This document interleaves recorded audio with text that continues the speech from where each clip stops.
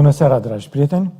Continuăm seria unor emisiuni cu o tematică foarte îndrăzneață, în care am ales să vorbim despre ce se petrece în spatele perdelei de dezinformare, mai exact despre acest război al elitelor globaliste împotriva populației lumii. Am vorbit în emisiunile trecute alături de prietenii mei Scotty Saks din Statele Unite, jurnalist cu mare experiență în mass media, a activat peste 40 de ani la toate posturile importante din SUA. Cu această ocazie îl și salut. Hello, Scotty. Bună seara, prieten. Oh, you speak better and better in Romanian. Excellent. Congratulations. I'm learning, Marvin. Great. And, deci l-am avut și pe prietenul nostru Bruno Mihailescu în edițiile precedente. E posibil să intre și astăzi, nu este în țară, momentan e pe o autostradă, e ceva mai complicat cu conexiunea. O să vedem dacă intră. Așadar, în emisiunile precedente am vorbit despre cum urmăresc aceste elite globaliste să controleze populația lumii.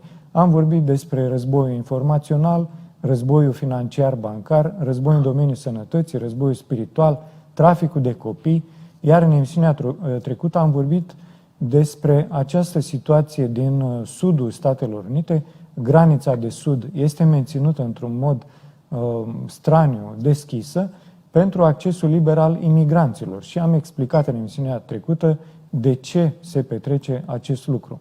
Emisiunile noastre se numesc așa generic ce se întâmplă în America, dar de fapt acoperim o arie foarte vastă de tematici, pentru că America este un fel de centru al lumii, până nu de mult a fost o unipolaritate americană, și astăzi o să vorbim despre afacerile ilegale ale familiei Biden, un subiect fierbinte. Invitatul nostru special, Scotty Saks, o să ne spună niște dezvăluiri extraordinare. So, Scotty, how do we start today with the criminal business of Biden family? Well, let's start by maybe keeping it simple first, right? So, it is not unique to just America, but the political elite, the political class of politicians that we, the people, elect in my country, in your country. We elect people to represent us, to make the laws, and we presume they're looking in our best interest, that they're going to Washington, D.C., to your capital in Romania to make laws in the best interest of the people.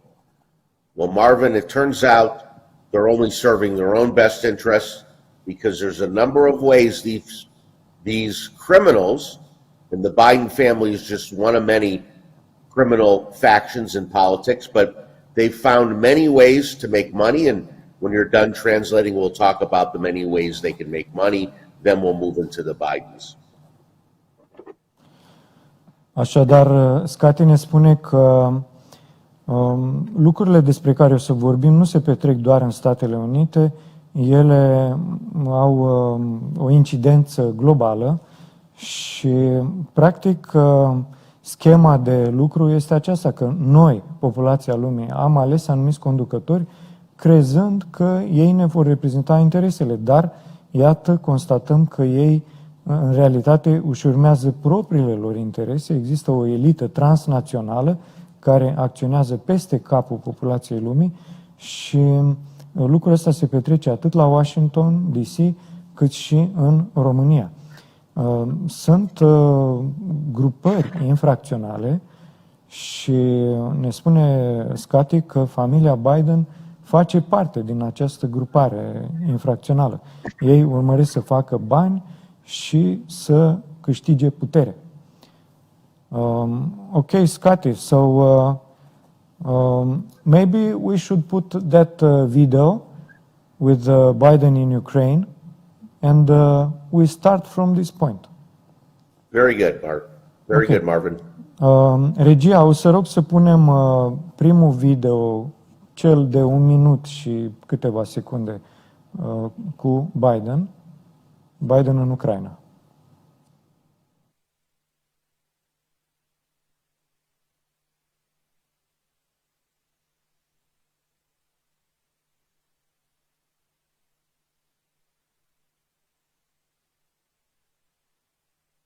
I remember going over convincing our team, or others, to convincing us that we should be providing for loan guarantees. And I went over, for, I guess, the 12th, 13th time to Kyiv, and I was supposed to announce that there was another $1 billion loan guarantee.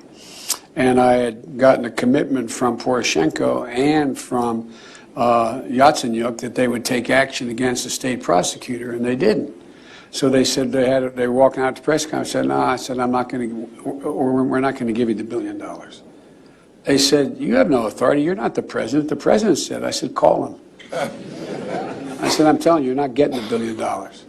I said, you're not getting the $1 billion. I'm going to be leaving here. And I think it was, 6 hours? I looked, I said, I'm leaving in 6 hours. If the prosecutor's not fired, you're not getting the money. Well, son of a bitch.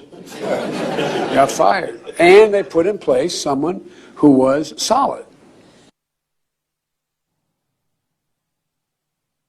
Deci, o să traduc pe scurt despre ce a fost vorba. Este un video filmat în anul 2006, în care Joe Biden, actualul președinte al Statelor Unite, pe vremea respectivă era vicepreședinte în administrația Obama, ne spune, ați văzut, foarte relaxat, jovial, că atunci când a fost el într-una din misiunile lui în Ucraina, a stat de vorbă cu președintele Petro Poroshenko și cu alți oficiali din Ucraina și le-a spus că miliardul de dolari pe care SUA îl promisese Ucrainei ca ajutor, sprijin pentru democrație, nu o să fie dat dacă nu primește Biden garanții că procurorul general al Ucrainei nu va fi demis. Pentru că acesta tocmai începuse o anchetă împotriva fiului lui Joe Biden, Hunter Biden. Și cei de acolo, din Ucraina, au spus, păi cum poți să iei tu decizia asta, că tu nu ești președinte. Le-a zis, chiar, ia sună-l. Sună-l pe președinte și o să vezi că e așa cum spuneau. Și a zis, aveți 6 ore la dispoziție. Dacă nu-l concediați, nu mai primiți miliardul. Și spune Biden mai departe, râzând că, da, în 6 ore l-au concediat și au pus o altă persoană solidă, adică de încredere, care făcea jocurile dictate de Washington.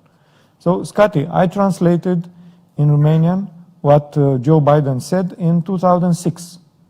And you saw. If you want to explain more about the situation or about the connections with this Ukraine. Yes, I will address this video first before we move on, Marvin. Let me ask you a question. Why is an American vice president worried about a Romanian prosecutor that's prosecuting a Romanian company? Why would an American president care what a Romanian prosecutor is doing with a Romanian company investigating a Romanian company in America? Marvin, think about it. Would a Romanian political leader come to America and tell an American, I don't want your investigator to investigate Apple, an American company, or investigate Microsoft, an American company? What's this business all about? Simple.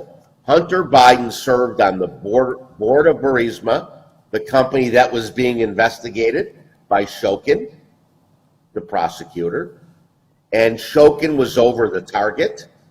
He was finding the corruption in Burisma, including monies paid to Hunter that were paid to peddle the influence of his father and make sure the policy making in America was friendly to Burisma in Romania. Does that make sense?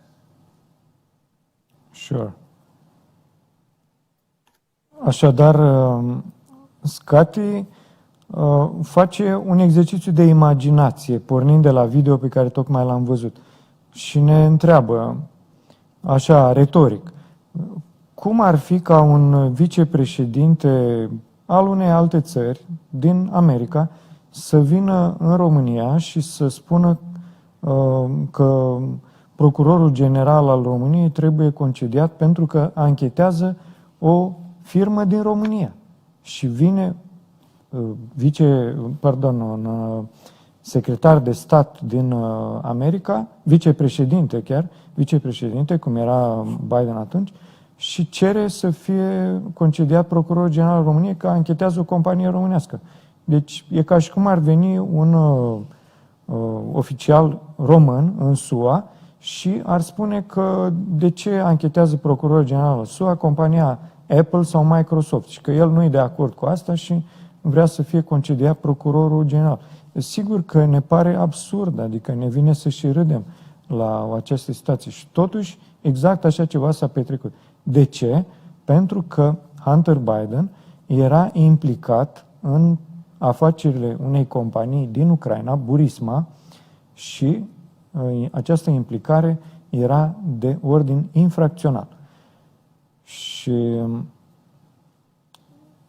practic a fost un dosar de corupție, a urmărit Hunter Biden să-și plătească influența prin intermediul... So he wanted to pay the influence of his father, of Joe Biden. Yes, because Burisma was in the energy business, and I don't know exactly what kind of energy they were creating, whether it was coal or nuclear or what their business model was, I'm not familiar. But I do know that an American vice president or an American official of any kind has no business to tell a Romanian prosecutor that's investigating a Romanian company, no business to tell the government, fire that prosecutor because he's a bad man. Well, he's a bad man because he's coming after my son, Hunter, who serves on the board of Burisma, and Marvin, he was getting paid $80,000 a month as a board member. Now, why was Burisma paying $80,000 a month to Hunter Biden? He has no background in the energy business. He has nothing to sell except influence of his father. And that's what this is about. So Joe Biden was worried that the prosecutor would come after Burisma and implicate his son in the corruption and in the criminal activity of this energy company, Burisma. It's simple. A third grader could solve this problem, right? A third grader could figure this puzzle out, so to speak. Da, yes. Așadar, ne spune Scotty că, într-adevăr, Hunter Biden nu avea altceva de vândut decât influența tatălui său, vicepreședinte SUA. Pentru că Hunter Biden nu avea experiență în domeniul energetic, compania Burisma cu asta se ocupa, lucra în domeniul energetic, cu cărbune sau în domeniul nuclear, nu mai contează foarte mult, dar vrea să sublinieze Scotty că un oficial american nu are nicio treabă să vină el să dea ordine procurorului general sau oficialilor dintr-o altă țară, din Ucraina respectiv, ce să facă în luarea deciziilor unei companii din țara respectivă. Și ne spune Scotty că salariul lui Hunter Biden era de $80.000 pe lună. Pentru ce? Că nu avea nimic de vândut decât influența tatălui său. Este foarte simplu, puzzle-ul, la figurat vorbind, este rezolvat. Yes, Scotty. Well, let's start at 10,000 feet, Marvin, and zero into the Biden family, okay? Let's step back and look at the big picture. The United States of America has three branches of government. We have our legislative branch, congressmen and senators that make the law. We have our judicial branch, which is our judges that oversee the law. And we have our executive branch, which is the president, vice president, their cabinet of appointed officials, the ambassadors, and so forth. All three branches of American government, Marvin, have figured out how to make a very good living, a very good income by nefarious means outside of practicing their responsibility as an elected official. You understand, they're all finding other ways to make money, and I'll share a story with you when you're done translating that. All right.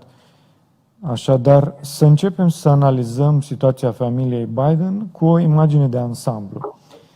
Este bine să știm că în America există 3 ramuri decizionale. Prima este cea legislativă, cu congresmenii, senatorii de acolo, oamenii din Camera Reprezentanților. De asemenea, o a doua ramură este cea juridică. Sunt luate decizii cu Curtea Supremă, curțile districtuale, și o a treia ramură, ramura executivă, cu oficiali aleși în guvern, inclusiv ambasadori. Ei bine, toți aceștia se pare că au cam înțeles până acum cum să-și ducă o viață foarte lejeră, foarte sigură, dar prin activități nu tocmai legale, iar în acest mod de viață ei își asigură un trai foarte bănos, foarte avantajos. So this seems to be the deep state, because all these bureaucrats manage to keep their influence beyond the mandate of one president or another. This is right. We'll talk about the 6 ways they make money outside of being paid. If you're a senator from the state of California, you get paid to be a senator. I think their salaries are about the $180,000 range, but everybody gets paid in their capacity. I'll share the story now. My uncle was a very influential judge in the city of Chicago, a very major operative city of the Democrat Party, by the way. In Chicago, in the 70s, his salary was probably about $80,000, Marvin. Mm-hmm. This man was buying boats, expensive cars, going on lavish vacations, taking many family members on wild shopping sprees. He was living the life way beyond the means of a circuit court judge in Chicago that was being paid $80,000.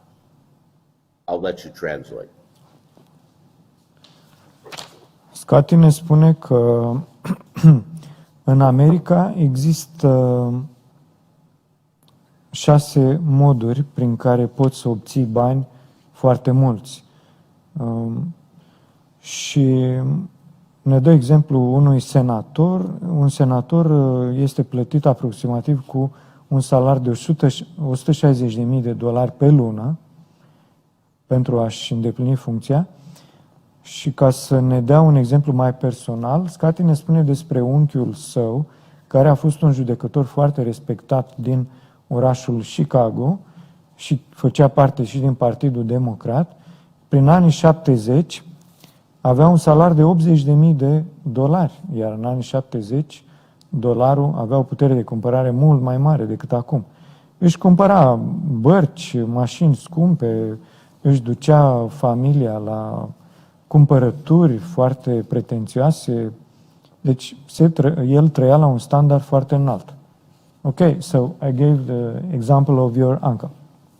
Okay, so one day I'm sitting with my father and my uncle, and I think my brother was there, my younger brother, and my father asked my uncle, he says, Uncle Hyman, explain to me, maybe you give me the phone number of your investment advisor, because you're doing very well on a judge's salary. How do you afford these cars, these boats, these vacations? Maybe I need to use your investment advisor. And I know my father was playing with him. You see, he was trying to be a diplomat about it. He knew my uncle was making money another way besides his judge's salary. My uncle responded by winking at my father.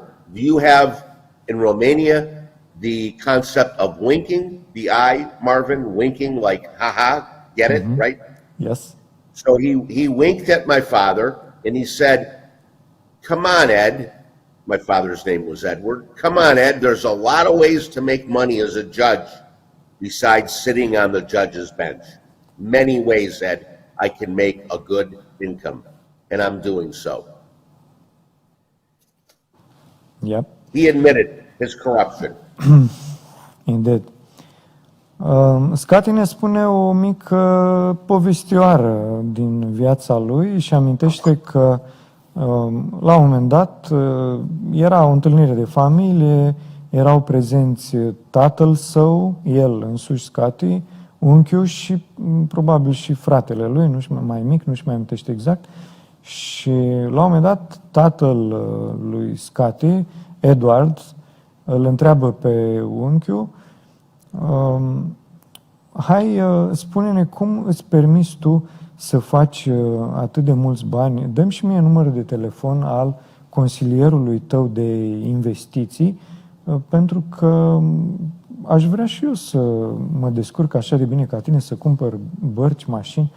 Și evident tatăl lui se juca, adică știa că unchiul face bani și altfel decât prin salariul lui de judecător.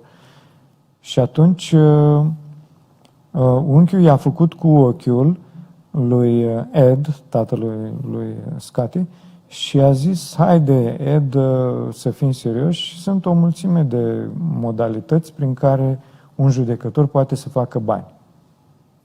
Interesting. So there are a lot of ways of gaining money. Yes, this is the judge. This is one branch of our government. If my uncle was doing this, and he's one of thousands of judges in the United States, Marvin, you assume many other judges are doing this. Now, let's move to our legislative branch. Those that get elected as a senator or a congressman, and they're sent to Washington, D.C. to make the laws of our country. Nancy Pelosi, I'm sure you know who she is, Marvin. Nancy Pelosi, her net worth is in the hundreds of millions of dollars. The Pelosi family, her and her husband, have a net worth of hundreds of millions of dollars. She's been getting paid, between 100, 150, maybe 200,000 as Speaker of the House for many years. She is wealthy beyond the means of her paycheck. That is the point. We know the Pelosi's, her husband is an investment guy. He plays in the stock market, the commodities market. How do they make money? 2 words, Marvin: insider trading. The corporations that are on the stock exchange have inside information about what they're going to be doing, if they're selling the company, if they're releasing a new product, if they're bringing on a heavy hitter CEO, things that will impact the price of their stock, you understand. These things that are coming down in the future are told to influential people like the Pelosi's well in advance of them happening. So if 2 companies are going to merge, you want to stop there? Yes, let's speak in short presentation. Okay. It's easier to watch. Understand. Așadar, dacă unchiul lui Scotty a putut să facă afaceri atât de oneroase prin corupție, putem să ne gândim că el era doar unul dintre miile de judecători din America. Și avem informații direct de la sursă. Practic, Scotty știe foarte bine că era din familia lui. Dar și ceilalți judecători din America, mai aproape sigur, fac și ei la fel. Așadar, dacă e să intrăm în domeniul oficialilor, din Senat, din Congres, și aceștia fac chiar mai mulți bani. Și ne-a dat Scotty exemplul lui Nancy Pelosi, care a fost multă vreme, 20 de ani, purtătoare de cuvânt a Camerei Reprezentanților. Familia sa formează o rețea care face sute de mii de dolari, poate 200 de mii de dolari pe an, din astfel de afaceri. So, how many money the Nancy Pelosi network are making annually? You can estimate? Her salary is somewhere in the neighborhood of $200,000. Her salary. But her net worth is $200 million. Wow. How is this possible? Deci salariul lui Nancy Pelosi era de $200.000 pe lună, dar afacerile familiei erau poate de 200 de milioane. Deci ceva inimaginabil, aproape, pentru omul obișnuit. Soțul lui Nancy Pelosi era investitor la bursă și, pe scurt, ei făceau bani din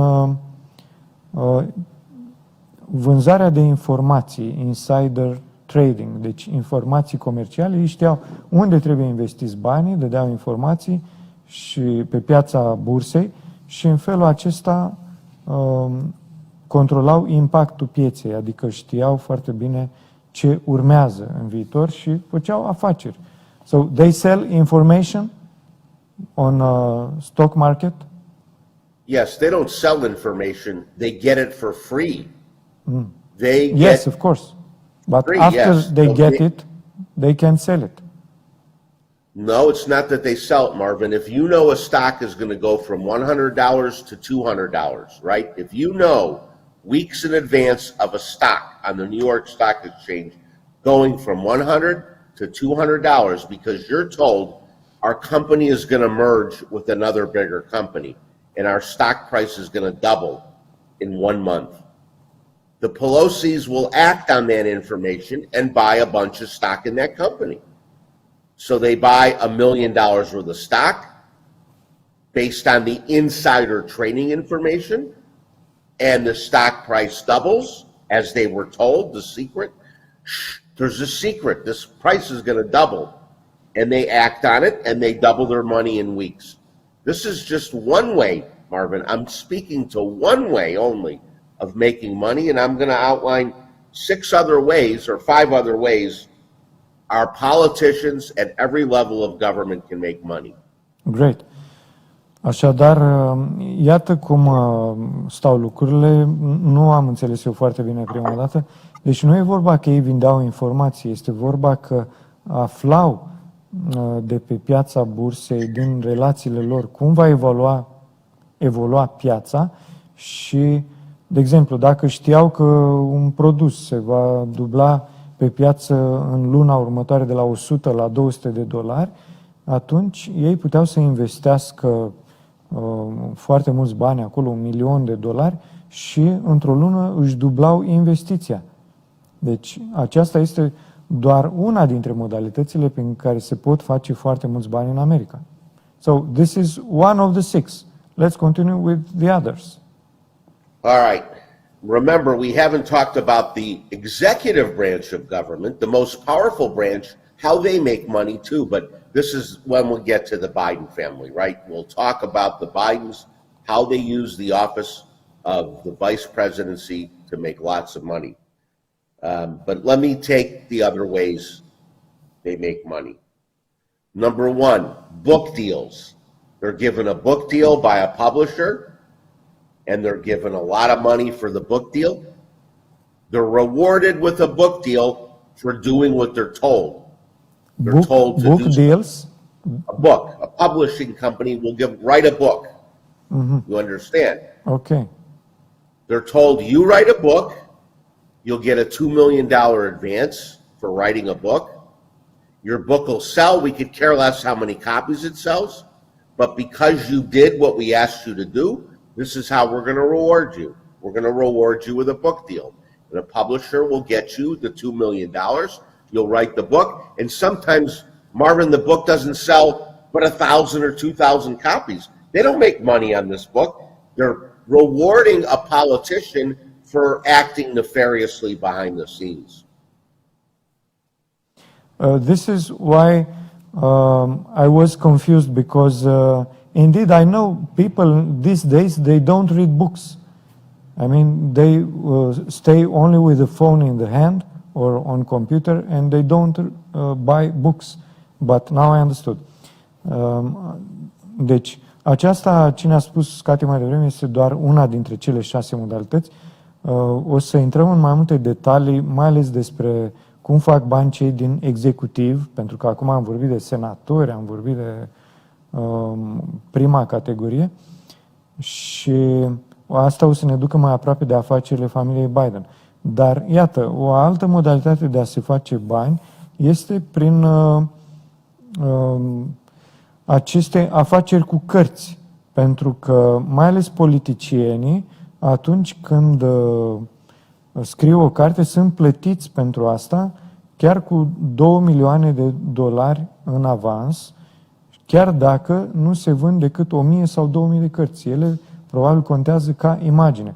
So I think these books are important just for the image of the politician. Yes.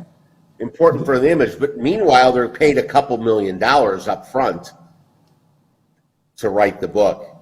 And it's not about selling books. It's not about the publishing house that makes the book making money. It's about rewarding a politician for something they did, they were told to do. If you do this, we'll get you a book deal. You understand? They're trading off dirty politics for money through a book deal. The book deal's the cover to make money, Marvin. But the respective politician is writing the book himself, or No. They have called a ghostwriter. No, they don't write the book. They may speak to a writer a few stories and tell them this, but the books are always written by what we call a ghostwriter, a professional writer. Even Donald Trump didn't write his books, Marvin. He used a ghostwriter. Sometimes they actually tell you who that ghostwriter is, but no, they don't write their own books. Yes, but they still receive the money. I mean, even if they don't write the book, they receive the money. Hello, this is the game. Amazing. Deci, nu e vorba despre a fi vândute cărți, să faci bani din faptul că ai vândut la librărie nu știu câte cărți. Asta nu are aproape nicio importanță. E vorba de a recompensa un politician să scrie chipurile o carte, dar eu eram puțin mirat la situația asta și l-am întrebat pe Scotty dacă în realitate acel politician chiar scrie cartea. Și Scotty mi-a explicat foarte amuzat și amuzant și pentru mine că nici vorbă, nu acel politician scrie cartea, ci un așa numit scriitor fantomă. Deci sunt o felul de profesori care, pentru o sumă mult mai mică decât câștigă politicianul, sunt dispuși să scrie acea carte. Poate mai inserează politicianul și una, două povestioare din experiența lui, dar fondul de bază este scris de un așa zis scriitor fantomă. So, this is another way of making money as politician.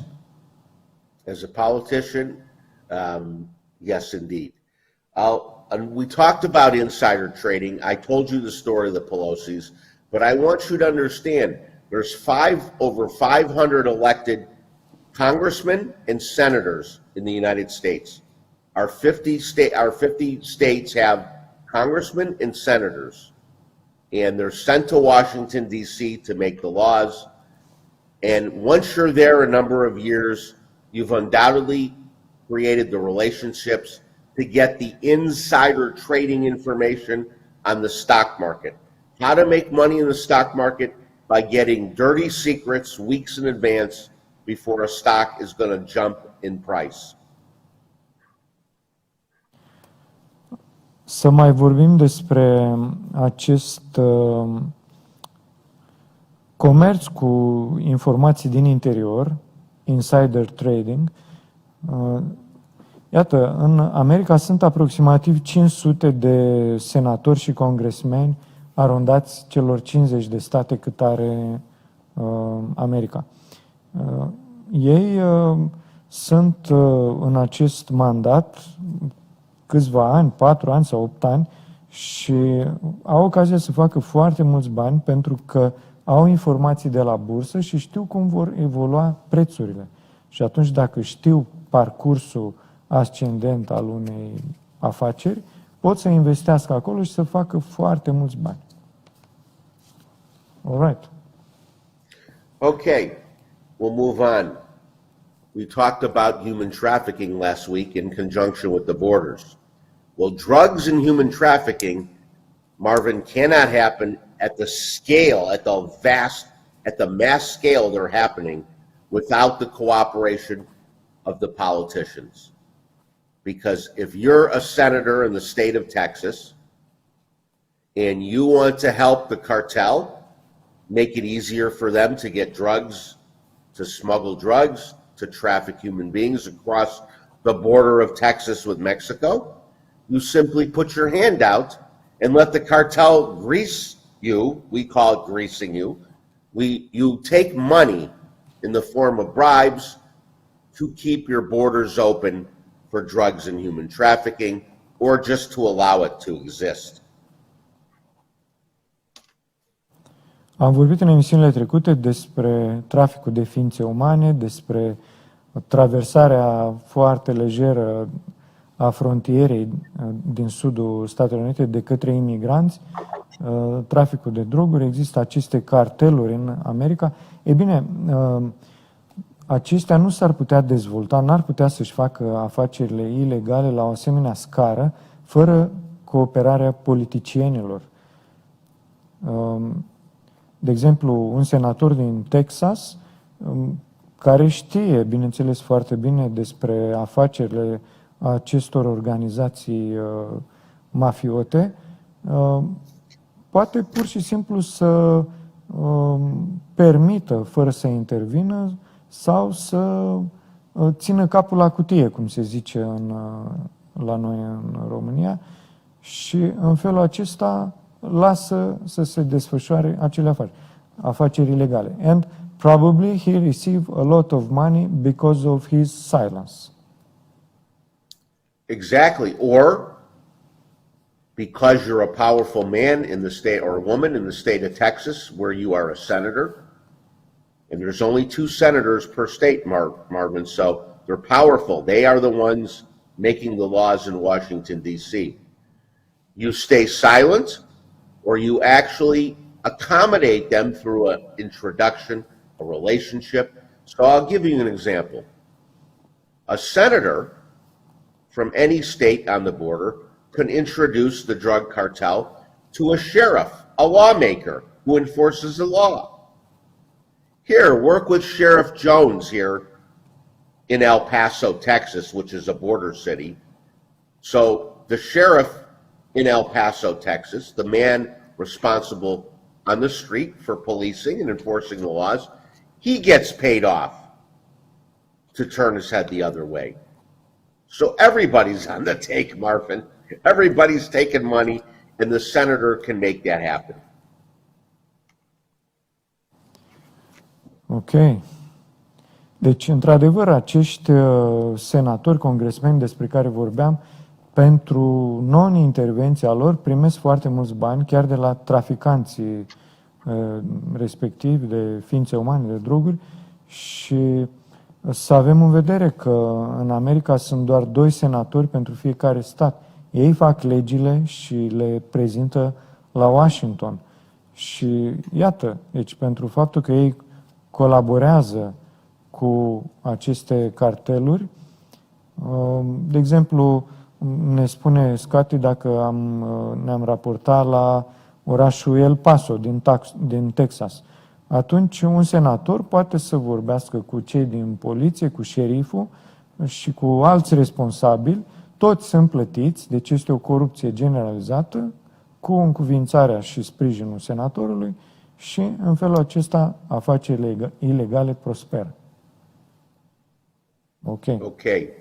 We're going to talk about probably the most easy and common way that a political elected representative, I think in any government around the world, can make money, Marvin. And that is by being paid to vote on legislation a particular way. Who's going to pay him to vote a particular way? And I'm going to give you an example in a minute. Are the multinational corporations. The big companies that run the world, they're impacted by the laws that get passed, right? They're directly impacted by the laws that are made in Washington, D.C. So if you're a senator and you're going to be voting on a big piece of legislation, let's say that affects the oil companies, that affects the companies that drill for oil, you're paid for your vote. You're told to vote a certain way, yes or no, up or down, and you're paid money to do this. And I'll give you the example when you're done with this. Probabil cel mai obișnuit mod prin care un politician poate câștiga bani, și vedem astfel de exemple în toată lumea, e cea mai ușoară cale, este modalitatea de a vota așa cum ți se cere. Și cel mai adesea aceste solicitări vin de la companiile multinaționale care au interesul ca legile să fie într-un anumit mod care le favorizează și atunci politicianul respectiv ridică mâna, fie pentru da, fie pentru nu, și în felul ăsta înclină balanța, așa cum vor companiile multinaționale respective, de exemplu în domeniul petrolului. Și Scotty o să ne dea, you want to give us another example. So, I'll give you an example of this way they make money because it's so easy. When I explain to you, you're going to go, oh, yes, of course. So imagine our government is going to vote on an environmental law. They're going to make a law that affects the environment, that specifically may affect how much carbon dioxide you can put in the air, okay? But let's call it an environmental law. They're going to make a new law that affects the environment. This may affect the oil companies and the airlines. I'm using those two as an example, the airline industry and the oil company. And neither one wants the law to pass because it will restrict their business operations. If this law passes, they're going to have to fly less planes and drill for less oil. Does this make sense? Please repeat the last sentences. Okay. If this law passes that our elected legislators are voting on, if the law passes, I'm giving you a hypothetical. It's happened many times, though, in real life. If this law passes they're voting on, the airlines will have to fly less planes, and the oil companies will have to drill for less oil. So they don't want this law to pass. Follow me now? Ok. Așadar, ca să dăm un exemplu, să ne gândim că ar fi vorba despre o lege care reglementează condițiile de mediu. De exemplu, cât dioxid de carbon este emis în aer. Ei bine, dacă ar fi să fie trecută o lege în acest sens, această lege ar afecta companiile aeriene care fac trafic aerian și companiile de petrol. Niciuna nu ar fi interesată ca legea respectivă să treacă, pentru că dacă ar trece, atunci companiile aeriene ar trebui să-și limiteze cu jumătate numărul de zboruri, iar companiile petroliere ar trebui să sape mai puțin pentru a-și extrage petrol. Și nu le convine. So, Marvin, we have the Fortune 500. You've heard of this, the Fortune 500 companies, right? Yes. Fortune magazine puts out every year the top 500 companies around the world. We call these companies multinational corporations, okay? These multinational corporations don't approach the politicians directly to make the offer. You vote no, I'll pay you $100,000 for your vote. They do it through lobbying firms. We call these lobbying firms. Are you familiar with the concept of a lobbying firm? Yes. Okay. So the lobbying firm, they go to Washington representing United Airlines or Standard Oil Company, and they go to the politician and they make the deal. If you vote no, we don't want this environmental law to pass because it will limit our revenue. It'll make our revenue, it'll cause our revenue to go down. We must not pass this law. So we'll pay you $100,000, not to the politicians directly, to his campaign, because through their campaigns, they can take in money. So the $100,000 is given to the campaign of the politician, so they have money in their coffers the next time they run for office. They can buy advertising and they can promote. So the lobbying firm is paying the politician through his campaign. Ok. Am auzit unii dintre noi despre această revistă americană Fortune, se traduce avere, bogăție, și această revistă ține topul celor mai puternice, bogate 500 de companii multinaționale din lume sau din America. Și explică Scotty că aceste companii multinaționale nu îi abordează direct pe politicieni pentru a influența să voteze într-un fel sau altul. Nu le spune, de exemplu, că uite, îți dau $100,000 ca să votezi așa cum vreau eu. Nu o fac așa. O fac prin companiile de lobby. And I think the lobby companies are legal in United Yes, they're States. very legal. Yes, indeed, they are legal. Totally legitimate. I have a friend who owns a lobbying company. O fac prin companiile de lobby. Termenul există și în limba română. Înseamnă un fel de influență. Companii care pot să promoveze o anumită influență. Pentru o persoană, pentru o companie. Scotty ne spune că are un prieten care este chiar directorul unei astfel de companii de lobby care sunt legale în America. Și companiile multinaționale au un fel de aranjament cu aceste companii de influență. Acestea își trimit reprezentanții la diversi politicieni și le spun că dacă vei vota într-un anumit mod, ne afectezi nouă veniturile. Și atunci, dacă vrei să te sprijinim în viitoarea ta campanie pentru mandat de senator, de congresmen, atunci noi o să-ți facem reclamă, o să aranjăm tot ce trebuie și tu, ca să primești această publicitate din partea noastră, trebuie să ne dovedești fidelitate, să votezi așa cum îți cerem. So, this is the game. This is the game. I'm building up to the Biden family here, Marvin, so bear with me. Indulge me another minute and we'll get to the Biden family. So all of what we're talking about, Marvin, can be under the umbrella of what we call influence peddling. Influence peddling. Okay, you're peddling influence. Peddling means working. You're working towards something. It's like pedaling a bicycle, right? You're peddling your influence. You're throwing your influence around and making money from selling your influence. 1 minute, Marvin. Can you pause the tape? Sure. I just spilled some water. I need to clean it up. It's all over my computer. Interesting.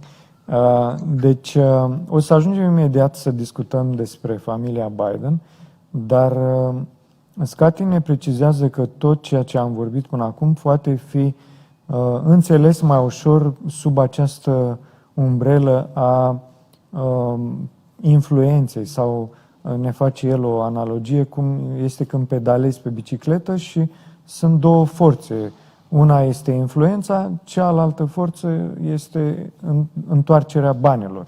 Adică dacă împingi influență, primești bani. Este un joc care funcționează foarte eficient și se practică peste tot în America, dar noi știm foarte bine că și aici. A cumpăra influență este o ocupație de bază. So, Scotty, you came back? Okay. Yes, I'm back, Marvin. So, one of the most simple ways to peddle your influence, and now we're getting to Hunter Biden. One of the most simple ways to peddle your influence is to simply make introductions to people, right? Sorry, so is the?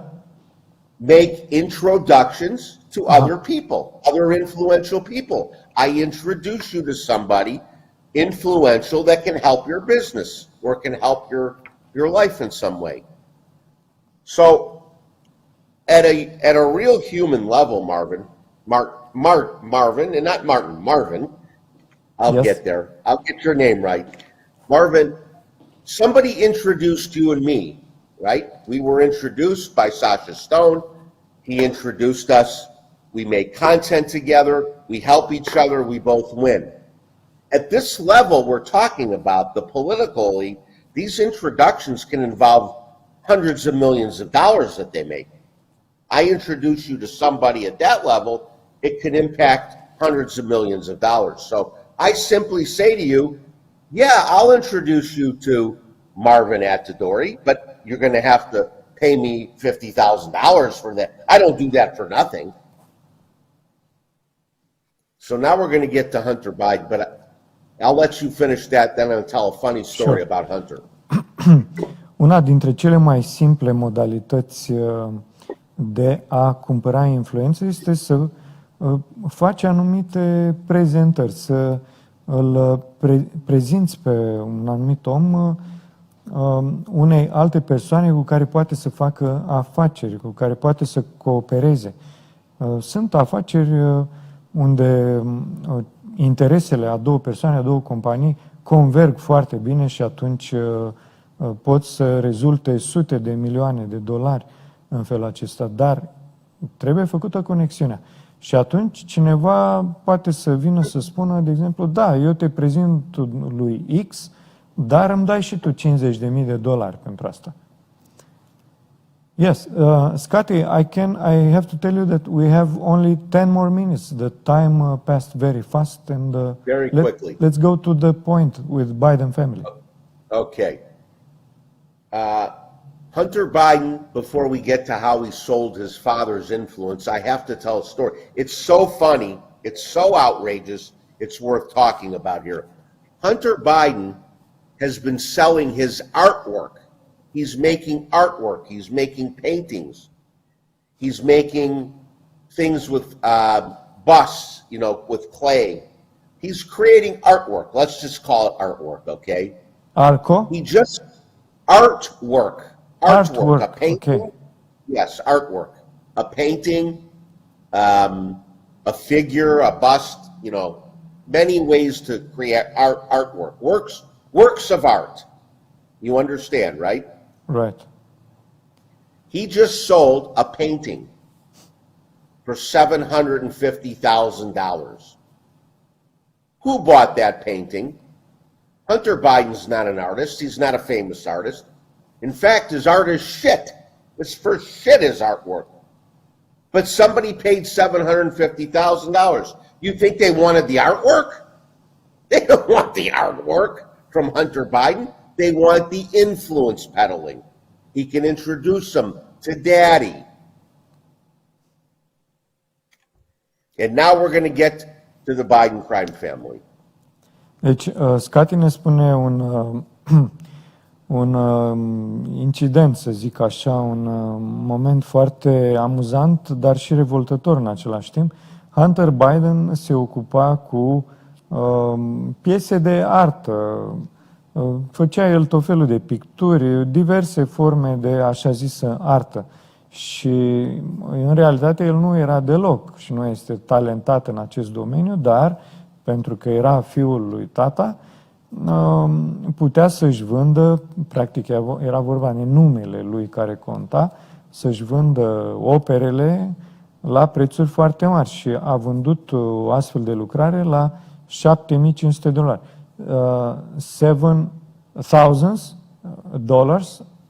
No, 750,000, $750,000.